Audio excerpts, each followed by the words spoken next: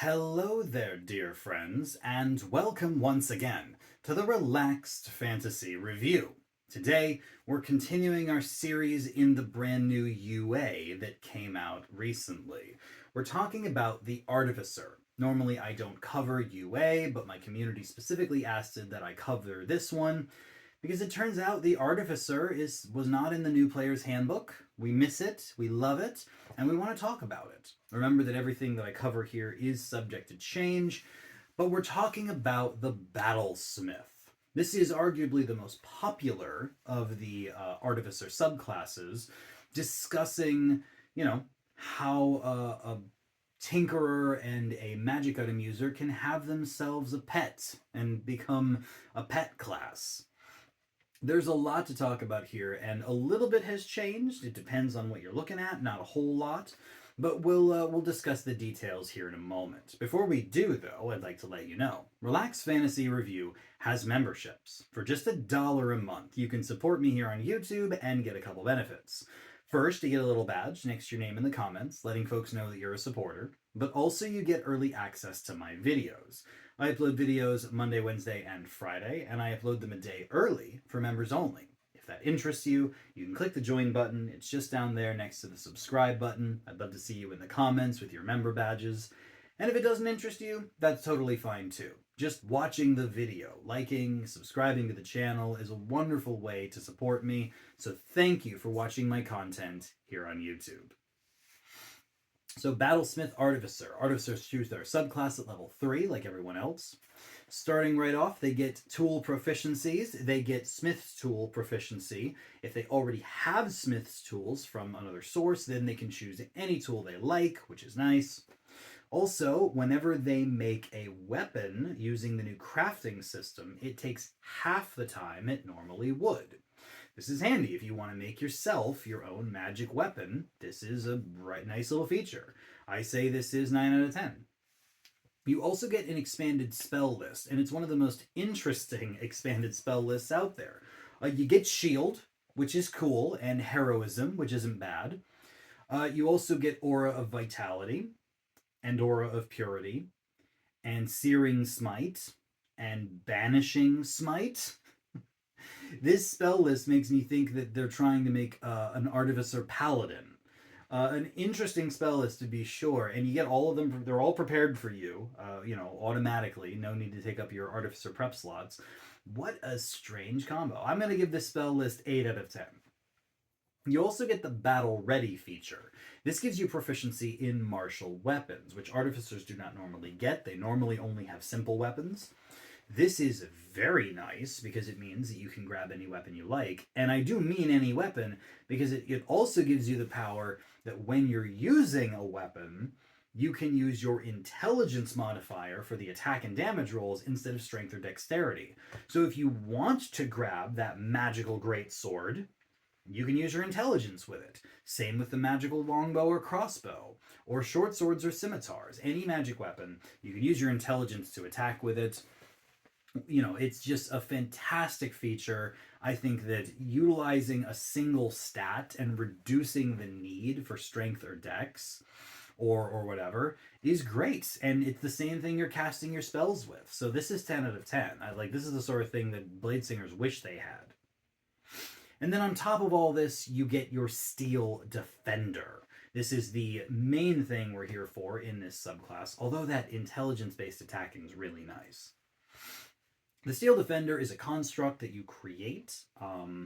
They can look however you like. They can have 2 legs, 4 legs, whatever. I like to imagine the classic steel dog, but you can also have, a humanoid of some kind. It doesn't really matter. They've got a 40-foot movement speed, they've got an AC of 15, and 5 times your Artificer level in hit points. You can command them with a bonus action. If you don't do anything, they'll just take the dodge action, but if you command them, they can attack with a force-empowered rend. They use your spellcasting ability to attack, and do 1d8 plus 2 plus your intelligence modifier. So that's basically a d8 plus 5 or 6, at the early game, 7 later. So, it's 10, 12 damage or so that you're doing with this Steel Defender. So it's a nice weaponized bonus action. Or you can have them repair themselves 3 times per day. They can heal themselves, or another construct or object they can fix too. And if they are standing next to you or an ally, and you or that ally get attacked, they can use their reaction to do a kind of deflection, which gives disadvantage on the attack. This is actually a really nice way that you can defend yourself by having your Steel Defender grant disadvantage. You can do this to any party member you like, or yourself. Just not, it can't do that for itself. It has to be deflecting the attack for another creature. All in all, the Steel Defender is solid. It's not any stronger than any other summoned creature, but you get it when you finish a long rest.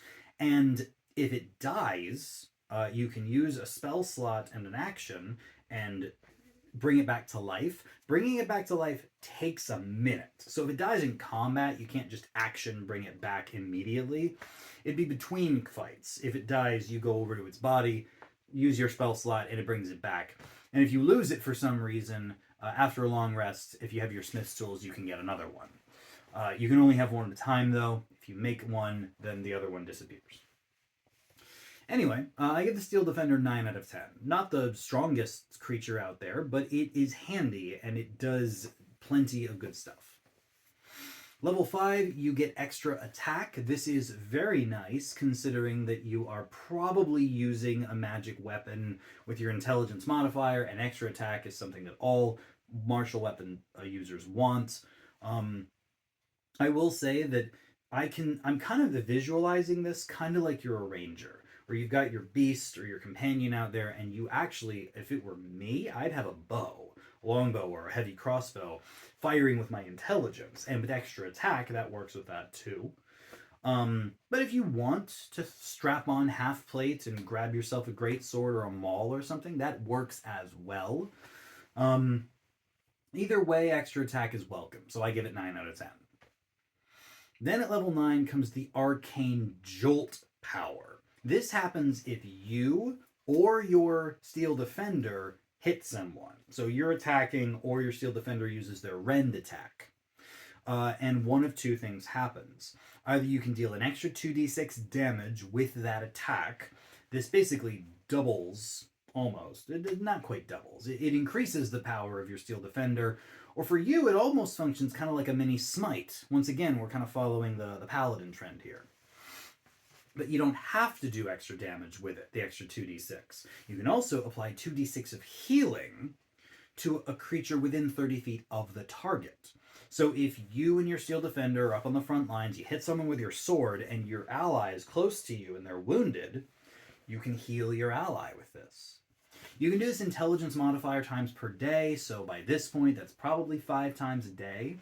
That'd be 10d6 extra damage, or 10d6 healing, or a mixture of the two.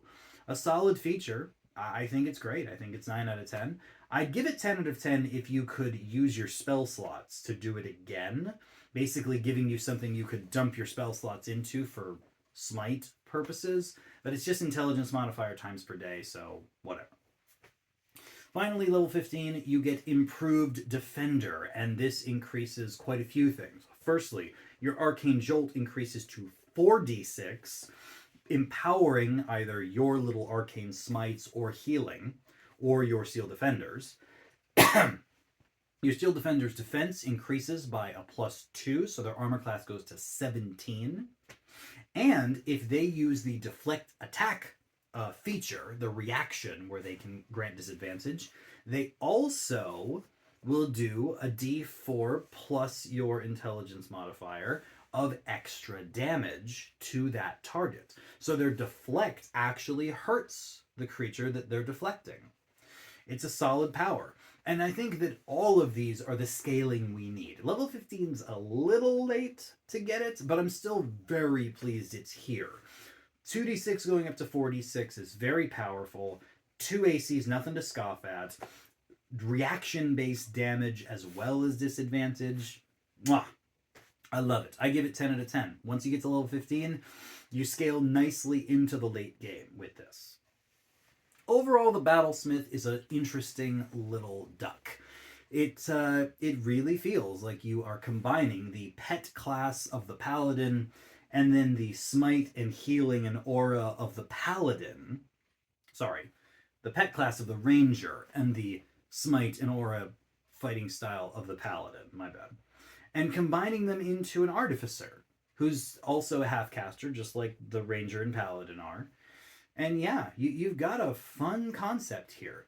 Is the execution perfect? No. I'd really like it if we got heavy armor in addition to our martial weapons. But that's why playing a ranged combatant makes more sense to me. And I wish that we could use our spell slots to push into our Arcane Jolt more, giving us a place to dump our spell slots into smites, as it were. But I'm still happy with intelligence modifier times per day. Overall, I give the Battlesmith 9 out of 10. I think they're very solid. I think they're definitely one of the more versatile artificers. Their Steel Defender can do a lot of stuff, and their intelligence, they can focus almost solely on that, not worrying too much about their other stats. And they get extra attack, which they're only one of 2 artificers to get that. And yeah, overall, a really, really cool concept. I give it 9 out of 10 for sure. This has been the Relaxed Fantasy Review. If you enjoyed the video, please like and subscribe down below. Have a look for the join button down there, and keep your eyes peeled for more subclass reviews coming down the line soon. Have a good one, my friends.